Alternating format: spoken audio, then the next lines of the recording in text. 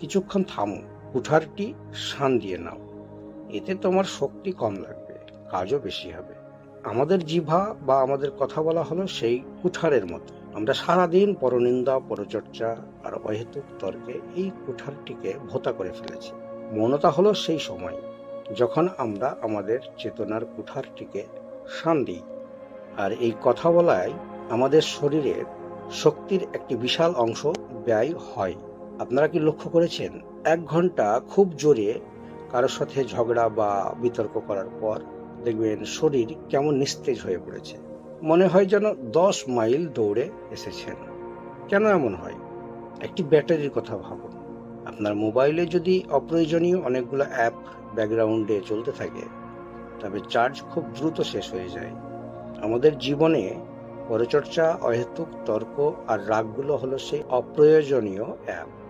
আপনি যখন মৌন হন, তখন আপনি এই লিক হওয়ার শক্তিকে আটকে দেন। এই সংরক্ষিত শক্তি পরে আপনার রোগ প্রতিরোধ ক্ষমতা বাড়তে এবং কঠিন কাজে মনোযোগ দিতে সাহায্য করে। আজকের আধুনিক বিজ্ঞানও মৌনতা